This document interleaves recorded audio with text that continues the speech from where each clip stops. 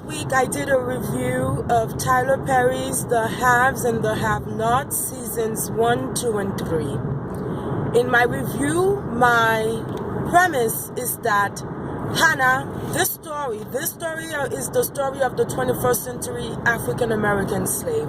And Tyler Perry is the master knower of what that slave acts like, behaves like.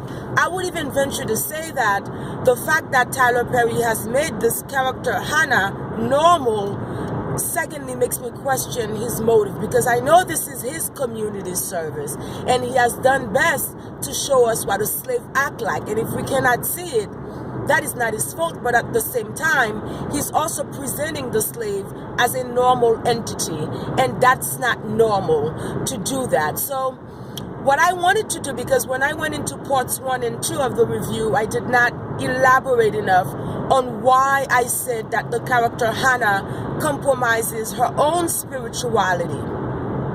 What we find in the slaves, the African American slaves, is we find that they all have the same ways of compromising their spirituality. And Tyler Perry did a great job at showing those ways. All I have to do now is point them out to you. And if you're behaving like Hannah in those instances and those events, you are displaying the behaviors of a slave. You are a slave. The first thing, like I mentioned before, is that on any given moment, Hannah relinquishes whatever power she does not have to Jesus. For many people, that may seem like the right thing to do, but for people with common sense, having had Jesus for 500 years and having had no solution, even if that was a typical abusive, battered relationship, someone in the community would have had to intervene and say, hey, listen, you've been with this man too long. He's taking too much of your time. He's taking too much of your energy. It's time for you to bounce. Oh, it's time for you to go. But this is not a typical event. This is something where people are exaggerating a situation that's not normal to make it look normal to the rest of us, to bring us into a situation that's not normal. So that's why you normalize victims as none hurt or none affected. So when you take somebody like Hannah, she relinquishes her spiritual power at any given moment. She does it. It's no question about it. That's just what she's been trained to do. The behaviors of the slave is a training. You need not be shocked when you see him and her manifest in those ways. They all do the same things. Okay, I know the slaves very well. I have been amongst them for a very long time. I know, just like Tyler Perry knows, I know, and that's how come I can do this review of the haves and the have-nots, because we are no less qualified at the issues and what the slave is, Tyler Perry and I would say that I'm at his level on this notion. So, on any moment, Hannah the slave, she contradicts her own spirituality. For example, and I've given you this example of when Catherine's son hurts Hannah, what does Hannah do? Does Hannah go into an empowered situation where she physically reacts to put Catherine and her son to either face men's law or God's law? No, but she does not do that. She relinquishes the situation to Jesus. She does not make decisions in that moment. She hands it over to a non-proven entity to make that decision for her. I find that to be a behavior that all the slaves display. In addition to that, and Hannah goes deeper to show us who she is spiritually. And listen to this. When Catherine herself finds herself in a situation where her own son is now in the hospital, and her own son is now in a coma. Okay, what does Catherine do? Catherine says, I cannot go. And what does Hannah do? Catherine is not the one who asks Hannah to volunteer, even though Catherine is praying to whatever she prays to. Oh, let Hannah volunteer. But it's Hannah who opens her mouth and say, I'll go see Wyatt for you. Oh man, that lady is such a slave. My God. She takes her own spirituality. When Catherine feels like she cannot pray, it's Hannah who volunteers and say, I'll pray for you. Catherine says, Hannah, pray for me. And Hannah takes that spirituality that she thinks that she can just give away for free, because guess what? People want authentic items. What do you think Europeans like? People of melanin, they like authentic items. Everyone wants an authentic item. You want to pay for your Prada, you want to pay for your Gucci, but you will not pay for spirituality. You want it for free. And because the slaves do not know the price of spirituality, they hand it over for free. Hannah compromises her state each and every time, especially when it comes to her spirituality. Here she is volunteering to go pray for riot. Who does that but a slave? It does not make any common sense. That if you, let's say Hannah did have some great powers, then what would give her the right to take that and hand it over to what's the woman's name? To Catherine and Wyatt? Who would she be to be a judge and to deem them righteous to receive that grace at that moment? You see how the slave compromises herself in that moment? She's dispersing mercy when she herself sees none. Even when she herself is giving none, but she's dispersing mercy as if it's Tottenwell. You know, this is Santa Claus. This is Tottenwell stuff for her. So Hannah compromises herself once again. You see? And that's what the slave does. At any minute that the person the slave calls a master is in any type of danger, any type of peril, the slave will compromise herself to make sure that the master is well. And Hannah did that over and over and over and over again. She put Catherine first. Spiritually, Hannah does not even understand why she's a null equation spiritually. She's an equation that each and every time you solve it, you will get the same result. No matter how many fractions you cash out, no matter how many sines and cosines you resolve, no matter how many sins, how many constants, no matter how you flip the variables for this math equation that is the slave of the United States, it will remain constant. And that is what Hannah is. Hannah is a constant number on the equation. She does not understand that her spirituality,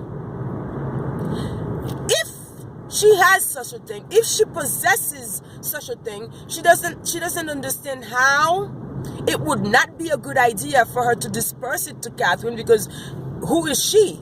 God is the one who disperses, not us humans, not us judges of everyone else so harshly. Who are we that we would be given such great powers? And she also does not understand that when you take from yourself the grace that you've been giving and you give it to somebody else, then who's with you? Who has to give you? Who's going to be there for you? So this is what the slave does. Imagine that the slave was given a bucket of blessing, like that big, like a bucket of blessings, right?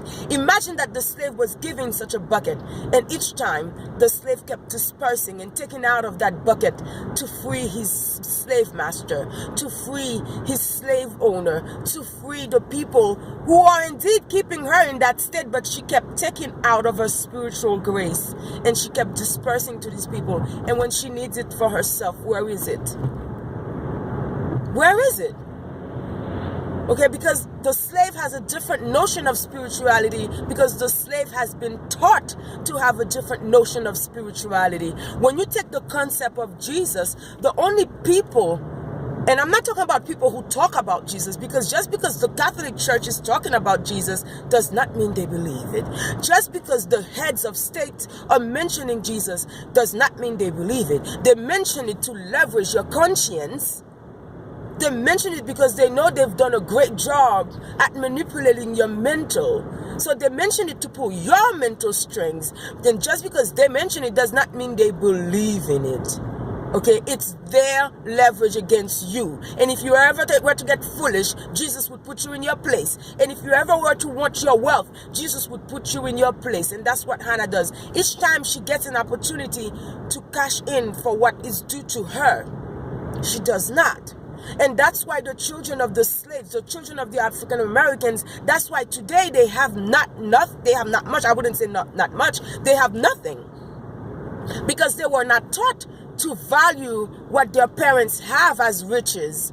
They were taught to give it up. They were taught to give it away. Anything that they would want, anything that they would want to have to them, leave it all to Jesus. They want nothing. And that's why most of African Americans are living in rentals when they should have had their own land, when they should have had their own space, their own village, their own cities. That's why the situation for the African American slave in the 21st century is as it is.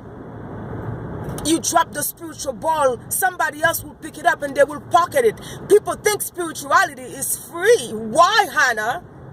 And so Tyler Perry, I don't know if Tyler Perry is giving us Hannah to normalize the slave so we can all think the slave is normal.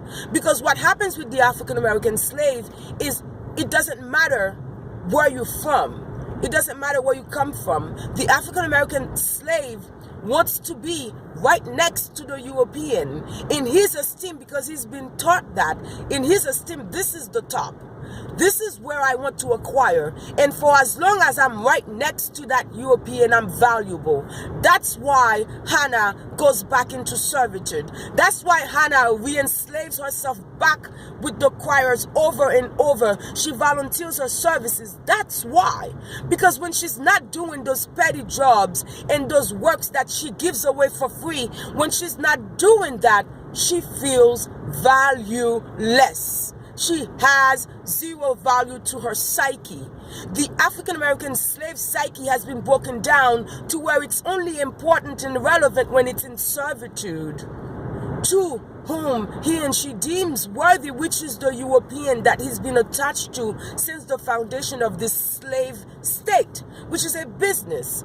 The United States as a business loves this. This works for us. But it doesn't work for the underdog. It never works for the underdog. Just make sure you're not the underdog. But do not sit here, close your mouth, and don't congratulate the European on having done a great job at making the African American slave still slave in the 21st century.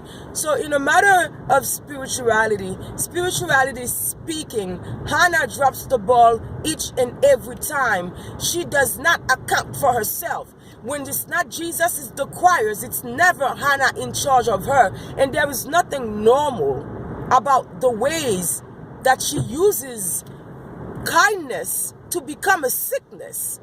You see? Because Hannah is not spiritually balanced, she uses kindness where it becomes a sickness, where it becomes a disease. Because if you keep being kind to the person who's hurting you, then it's a disease. And so that's why this world is upside down, because the slave is off balance, and the slave, in collaboration with the European and with the elitist institutions, they want to make you believe this is normal, that if you feel out of whack, that's why. Look towards the slave and his accomplice and his owner. And for as long they remain together in this alliance, you and me, the other people they see as the other blacks, that's how they see us. They don't see us in our ethnic jurisdiction. They don't see us that way. They see us as a threat, because to them, being next to the white man and copying and mimicking everything the white man does, reinventing every wheel the white man has invented, the elitists have invented, and coloring it pink. They think if they keep doing that, it will uphold them. So spiritually speaking, Hannah compromises her own self. Her equation will never go below zero sum. It will never go above, I would say. It would never go above zero sum, because whatever grace Hannah has been given, she's already handed it over to the elitists. She's already handed it over to